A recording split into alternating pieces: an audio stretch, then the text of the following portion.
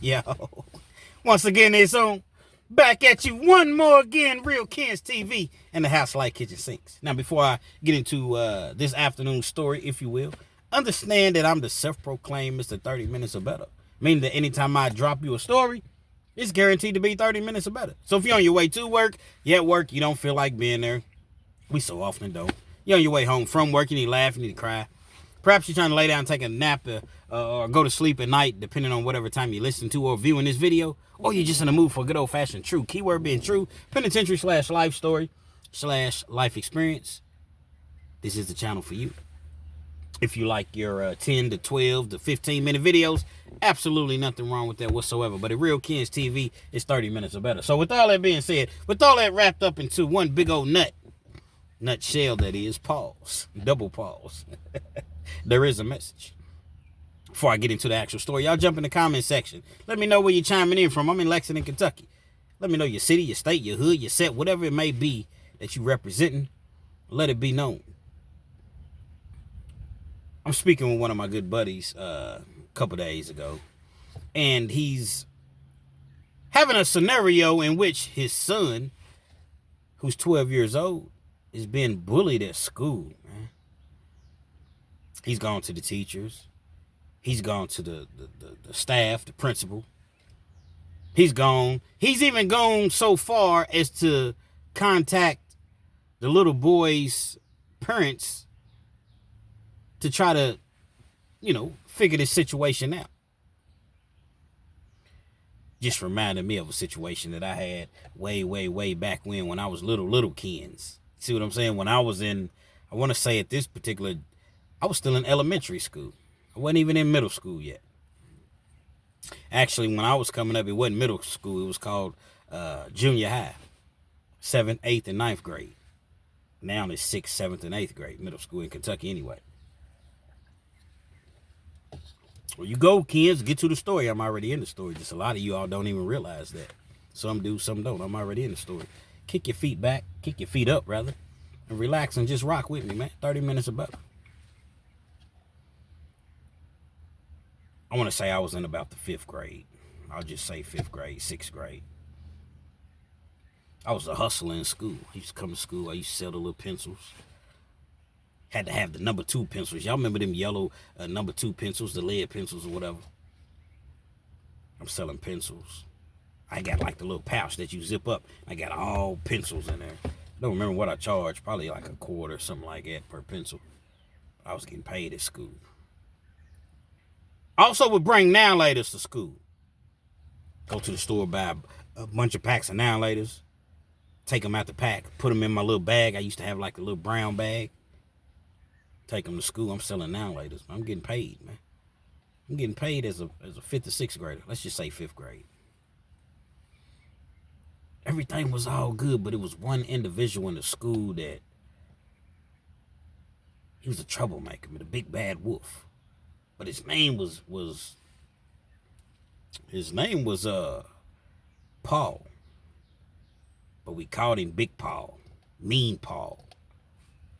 This dude was way bigger than everybody else. Big black nigga. He was a kid, but this dude, man, you got to keep in mind that as a 5th grader, I'm little. Like, I don't even know how much I weighed, but I was probably less than 100 pounds. Like, I'm little. Paul, man, had these big old hands, man. The big bad wolf, he got these big old hands, and he weighed probably, he was over 100 pounds.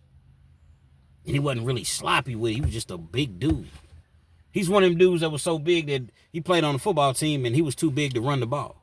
They wouldn't allow him to run the ball because like in Kentucky, if you're over a certain weight, they won't allow you to run the ball that early on. Because none of the kids, they're going to get hurt trying to tackle you. Said dark-skinned dude, man, short hair. Dude was just mean. That's like, I remember. I distinctively remember him making that sound. Nobody went to see Big Paul, man. If you had anything, Big Paul was going to take it. You come to school, you got pencils. I mean, we used to have the lead pencils where you got to put the lead in the pencil, and you hit the top of it or whatever, the eraser part, and the lead comes out. And if the lead broke, you got to put more lead into it. Take the top off and slide the lead down and put the top back on and hit the the eraser part, and the lead will come out. I used to have the fancy ones, man. I used to have the fancy ones to where at the bottom where the lead part was at, they got a little button and you can hit that and the lead will come out. That's the fancy one. That's like having a bike when you was a kid, man. You know what I'm saying? And what's the bike that you got Huffy? I think it was Huffy or Huffy. But then if you had a mongoose, oh man, if you had a mongoose coming up, you was the shit. I ain't never have no mongoose. But the point that I'm making is some were more privileged than others. Y'all rock with me, man. It's a beautiful day. It's a beautiful day in the neighborhood, even though it's raining. Got guys such as myself that was getting a hustle on in school. And one of my good partners, Tez, man. Tez was a cool dude. His parents was in the military, so he kind of bounced around, you know, from school to school. Him and I got real cool. Tez was real good athletically. He was gifted. I was gifted athletically. Neither one of us were big kids, but we were just both pretty good at whatever we did. Rather we playing, you know how you go to PE, gym class. Back in the day, one day might be basketball, you know, or 1 week or 3 or 4 days might be basketball, then volleyball, then soccer, and dodgeball, and whatever. We were always like kickball. We were always the stars on, you know, our teams that we played for. Like I said, Tez was a good guy, man, you know, and he was having a problem with Big Paul, man. Mean Paul. You see, Tez would come to school with 9-lighters just as well. Both of us did. Big Paul would always take his 9-lighters from him. Not all of them, but he wanted his for free.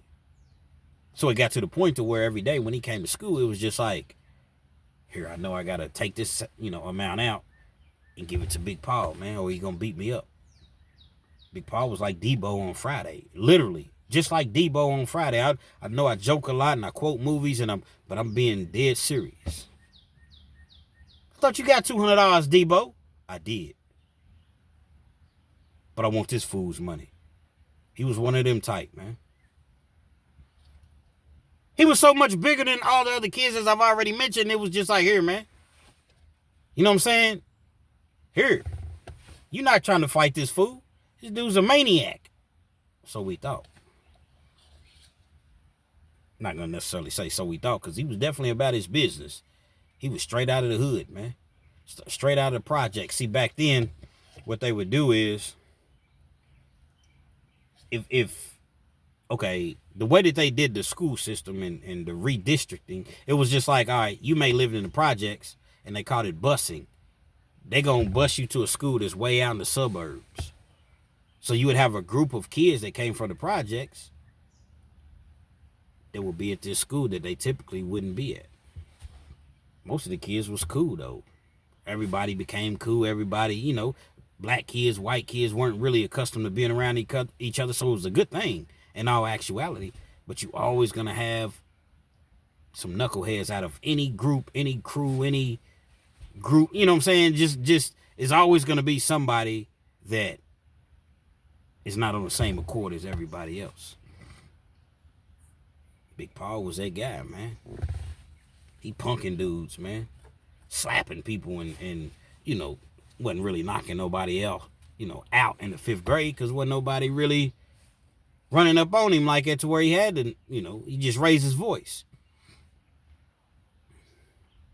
We in class one day. They're in class one day. I'm not in the same class. Big Paul had a problem with me because he knew that I was selling 9-lighters. He knew that I was cool with Tez, but he could never really get close to me like that because we weren't in the same class. So we would only see each other like in the hallway. I was one of them kids, man. My heart didn't pump Kool-Aid. It was just in me. And it's crazy because I didn't come up with no father. I didn't have no father figures around me. I just had my mom. My mom got 9, 10 brothers and sisters. Very large family. But as far as having a man around me every day like that, I didn't. I just never was no punk. I'm not saying I won every fight. I'm not jumping on here saying that because I definitely didn't. But I definitely stood up for mine, and I definitely didn't lose a lot of fights. I was always that little one. I had the little man, complex or whatever. Big Paul been saying stuff to me, man. Yeah, I'm going to take your now ladies. I'm going to do this to you. I'm going to do that to you. You know how it is when you're in 5th grade. Yeah, try it. I double dare you. I triple dare you. That's how it was, man. Those mean words. Ooh. Ken's told Big Paul he triple dares him. They try to take his now ladies. We walking in the hallway one day. I'm on my side of the hallway. He's on his side of the hallway. Back then you had to walk with the teachers or whatever. As I'm walking, I'm clearly on my side, but he's walking over to try to impede my space, if you will, as far as the direction I was heading in. And the teacher, she's responsible for however many students, 10, 15, 20 students. So she can't watch everybody at once. Paul's kind of like towards the back of the line. I see Paul's not Big Paul. He's not going to get out of the way. So guess what? I ain't going to get out of the way either. This guy outweighs me by a good 70, 80 pounds, probably more than that. He's walking, I'm walking. Doom, doom, doom, doom, doom, doom. We clash, but we bump shoulders. Back then it was bumping shoulders. When you bump shoulders, now, mind you, I'm in Kentucky. Different states may not have ever even heard of this. But when you bump shoulders back in the day, and y'all walk around in circles with y'all shoulders up against each other, that means, man, it's time to get down, man. I won't see you. We didn't square up.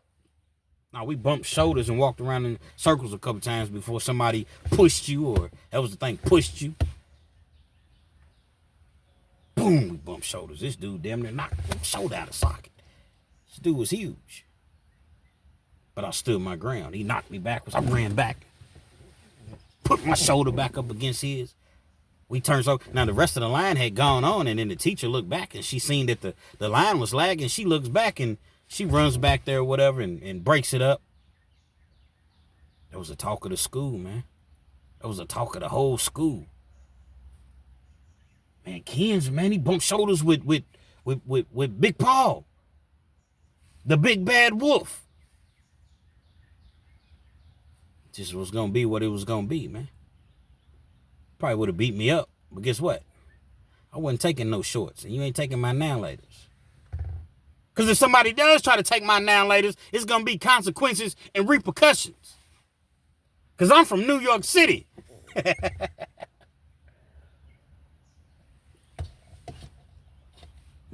was the talk of the school. About a week passed. Kind of things blew over.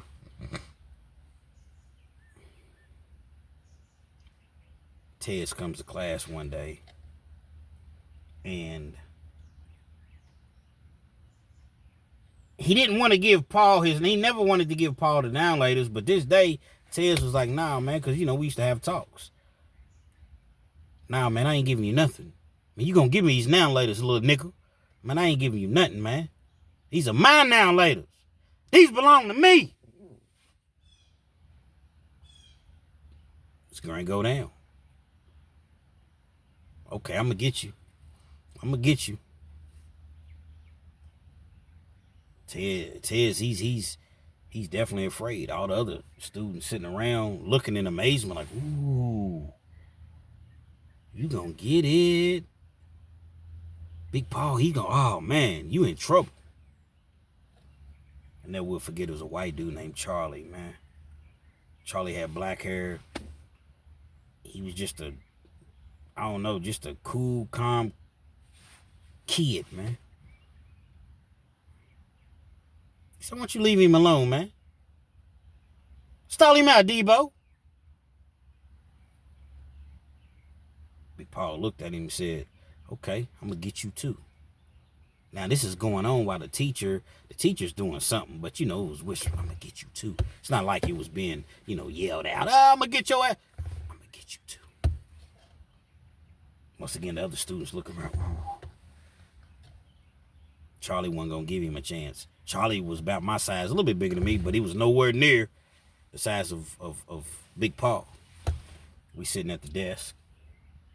Little brown desk that they give you. You got the seat, then you got the writing part or whatever, desk part attached to the seat. He literally gets up. The teacher walks out of the room for a second, comes back. By the time the teacher came back, Charlie gets up, grabs, while Big Paul is threatening Tez, grabs him by his neck, the back of his neck. Charlie's a white guy. Not to say that white guys can't beat up black dudes, or because white dudes, man, I done seen white dudes, they'll fuck you up, man. Not to say that all black dudes get fucked up by white dudes, but I'm just simply saying, like, there's a sentiment of the white boy can't whoop me, man. You must not been to the penitentiary. You know what I mean? Everybody's tough, but I'm saying, man, these white boys don't play no games, man. Fuck you, whore! Now, obviously, at that young age, Charlie didn't say that, but if you hear a white dude say, fuck you, whore! Man, it's on. You better know how to fight. That's how they say. You better know how to fight, because I'm from the holler. You better know how to fight, man. But nevertheless, Charlie grabbed that son bitch, the back of his neck, and Charlie had these nails. Nails. Long nails. And that's not like they were 3 or 4 inches, but they were long. Man, he grabbed Big Paul by the back of the neck, and he had them nails inserted into his neck so deep. He was like, get up. Big Paul was trying to swerve and get away, but he couldn't. At the same time, the teacher was walking into the room, so the teacher's trying to figure out what's going on. He walks him straight up to the teacher and basically tells the teacher, we sick and tired of this dude, bullying everybody or whatever. Big Paul screaming, he got his nails in my neck. But he was controlling him. He was controlling him with his movement, because he got these, just think about having some deep nails in somebody's neck, man. Some sharp ass nails rather than somebody's neck. Teacher's trying to tell him, let him go. Charlie's not letting him go. They literally had to call the principal in and other teachers or whatever, and they let him go. And I never will forget, man, his neck was so silly. Guess what happens? Big Paul's parents or his mother calls up to the school, and she's complaining about somebody assaulting her son, and these white boys this and these white boys that. But what about all the white boys and the black boys that Big Paul has been assaulting? My son ain't never done that. How do you know? You're not here with your son. There was a big problem. It was a big discrepancy. They ended up separating them to where I don't even think they could be in the same class anymore. Big Paul still had an invincible, people were still afraid of him. Somehow I got moved into that classroom. I don't know exactly what it was, but we ended up being in the same classroom. I'm in there with Tez. Big Paul's trying to take both of our now laters now. Like, nah, it ain't happening. It's not gonna happen. Tez finally stands up to Big Paul. You remember in elementary school, the teacher would often leave the class. He might have to run out, go to the bathroom. He might, or she might have to run out and speak to somebody in the hallway. There was a lot of times you'd be in the classroom by yourself. It wasn't for a very long time, but, briefly. They square up. Big Paul swings. When he swings at Tez, you could tell Tez knew how to fight because Tez ducked. And when he ducked, he didn't just duck his head like that. He ducked with his eyes still up. He come up, he swings, boom.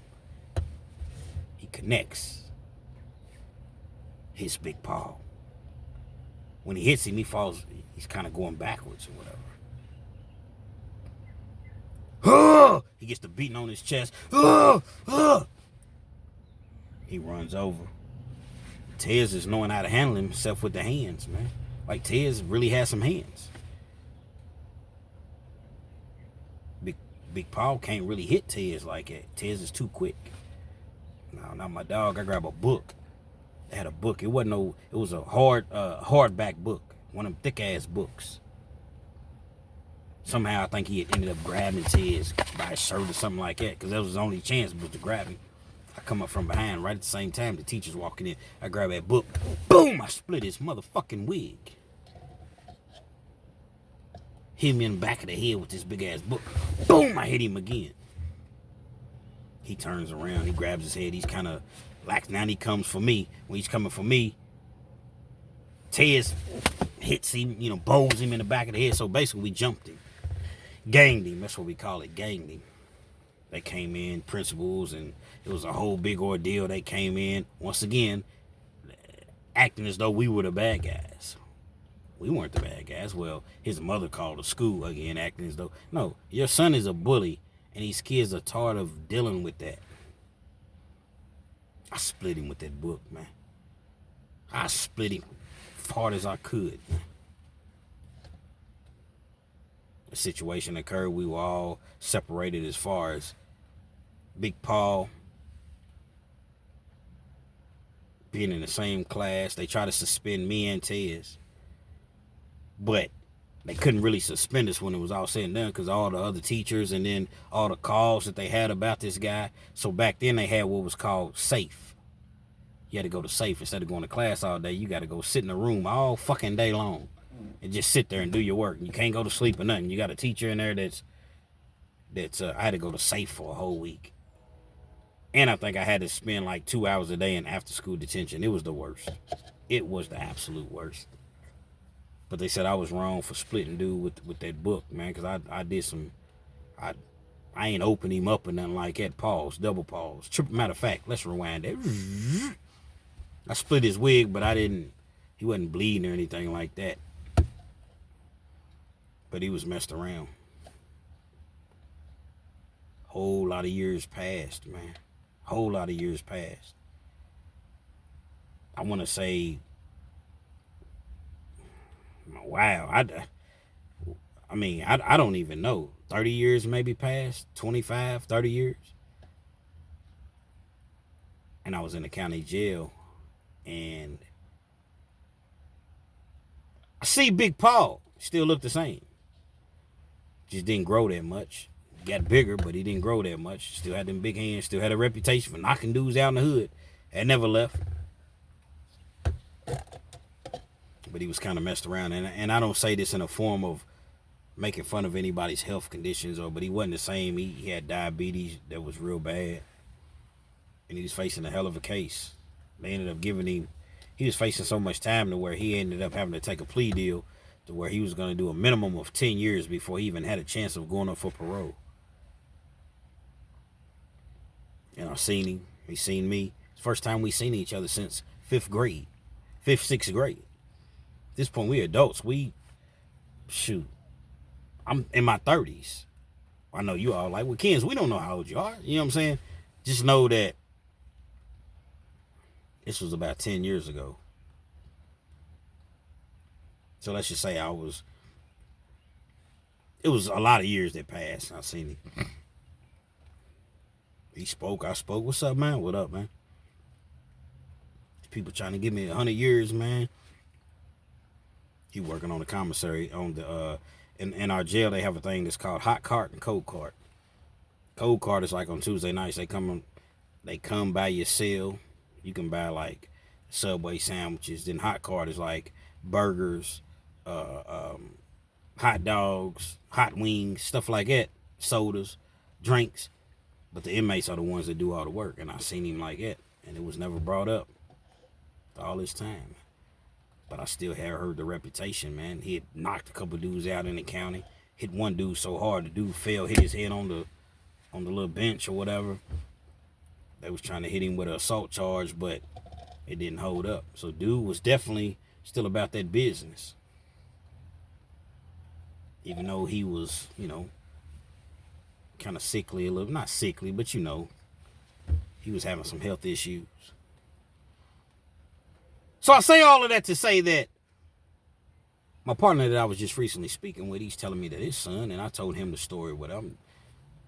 His son is being bullied and again try to go to everybody that's involved.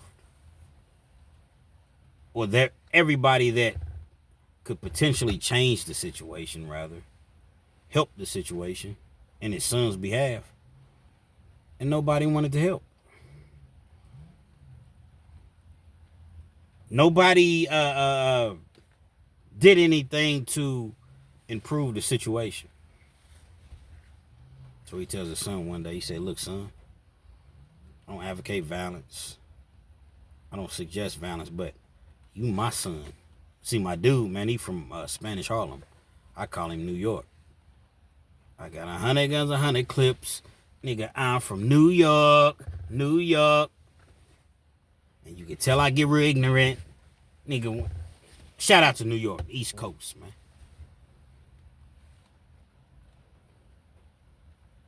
Look, son, this is what I want you to do. Next time this dude comes up to you and he's bullying you, act your normal self. Because he wasn't really putting his hands on him. He was, but he was kind of just pushing him, jacking him up a little bit. But that's just where it starts. But he wasn't like physically punching him or anything. But it was eventually going to get to that. In my partner's mind, he's thinking, man, I done try to talk to the teacher once again, the principal, the dude's parents, the counselor, everybody I've tried to talk to, and nobody seems to think that it's a big deal or it's not a major issue. See, bullying is a very, very serious situation. I can recall when I used to get off the bus as a second or third grade, like I was a young dude, man, young kid, third, fourth grade, man. I'm getting off the bus, man, and this dude used to bully me all the time, and he was way older than me.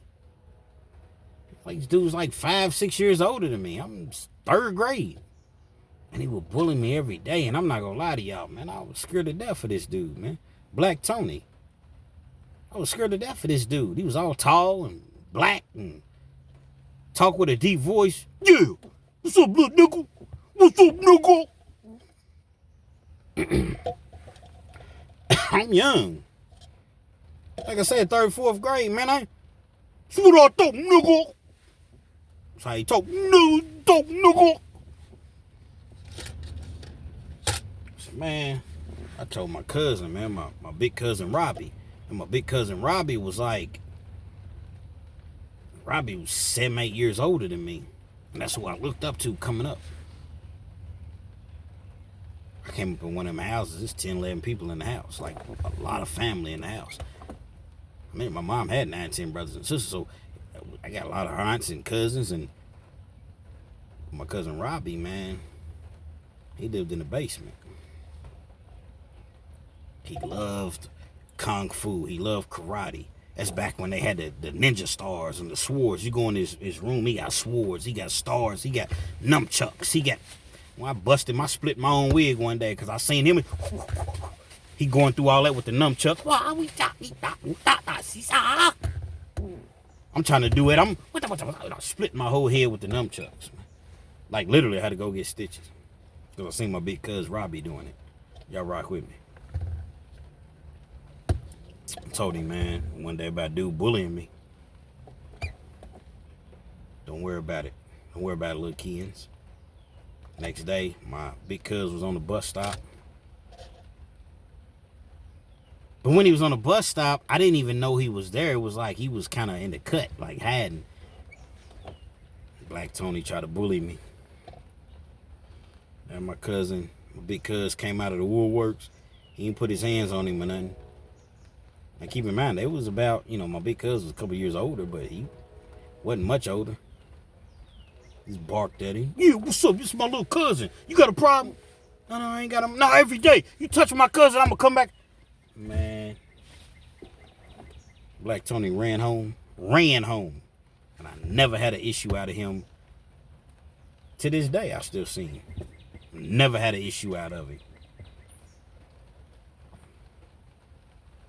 But back to the subject at hand, and that correlates with the story. Told his son, he said, listen, man, the next time this dude does this, what I want you to do is act like everything is normal, like as you typically do. Wait for him to sit down. When he sits down, act like you walking past him to go do something, go to the bathroom or go throw something away or whatever. Because you my son, and we from New York City. We from New York City, boss. Literally from New York City. Spanish Harlem, anyway. And he told him, ball your fist up. They had already been working like on the punching bag, and you know what I'm saying? Ball your fist up and rear back and hit him in his motherfucking mouth as hard as you can. But Dad, I'm gonna get suspended. Hit him in his mouth as hard as you can, and we'll deal with the rest. That day came. Dude was trying to bully him and make him, you know, kids was laughing or whatever. And he did just that. Hit him in his mouth, busted his whole shit. Now, obviously, you don't want to see any kids get hurt. I don't want to see anybody get hurt, period. Especially kids. Busted that boy's mouth. They came in, brought the state police in, try to bring Trump in, try to bring everybody in. Now, obviously, I'm being facetious. They was trying to expel him, not suspend him, expel him from school. He had two parents, though. They both went in. We've been asking. It's his own record. This has been documented. And this kid keeps bullying. So, what do you want our son to do? They ended up suspending him, I think, for like 3 days. Came back to school. And don't you know, this was, I don't know, because he was just telling me the story, but the actual event happened over a year ago. Don't you know that, according to him, these kids are the best of friends? Spend the night at each other's house. The two kids that had the issue, you got the bully, and then you got my partner, New York son, that split the bully's wig, are the best of friends, man. This is just one of those situations that typically doesn't end this way, especially now. Back then, yeah. Back in the day when I was younger, you get in a fight with somebody and y'all don't talk for a day or whatever, but then the next day y'all right back outside playing and being cool. But kids don't go outside and play no more. In the hoods, they do. I ride through the hoods all the time. It's still a bunch of little kids outside playing or whatever, but in a lot of other neighborhoods, man, kids ain't outside playing, man. That's go outside, what? We used to have to beg to go outside. Your chores done, you done. Now, go outside, it's too hot. They sitting inside on the computer, on the tablet, on the video games. And that stuff is cool, but it's just to a minimum, though, on their phones. They don't know nothing about going outside first thing in the morning and being outside all day long between coming in to eat and use the restroom and stuff like that. They don't know nothing about these things. It's not their fault because you can't miss something that you never experienced. Those was the good old days. But nevertheless, this bullying thing has gone way, way, way overboard. And when someone is bullying your child, and you feel as though you've done everything that you could potentially do to stop this bullying, but yet it continues, what do you do? What are you supposed to do? Send your kids go to school. They supposed to feel safe at school, not feel threatened and harmed to go to school. I'm gonna go to school and I'm gonna get laughed at. I'm gonna get beat up. They're gonna take my lunch money. They're gonna take my. That's not what school is about. When the system don't want to step in and do anything about it, guess what? Sometimes you got to take matters into your own hands. And I'm not saying go shoot up a school and nothing. I'm never suggesting anything like that. Individuals, kids that didn't even have nothing to do with it, being harmed or afraid but to that one individual that's bullying you, or the two that's bullying you, 3, 4, take out one of them and I guarantee you the other ones are gonna get the message. Is a demonstration. It's like in the penitentiary, you put down a demonstration. And once they see what you're capable of, people are gonna think twice to run up on you again, man. Luckily for this situation, as I mentioned, everything ended up being cool, and they turned out to be the best of friends, man.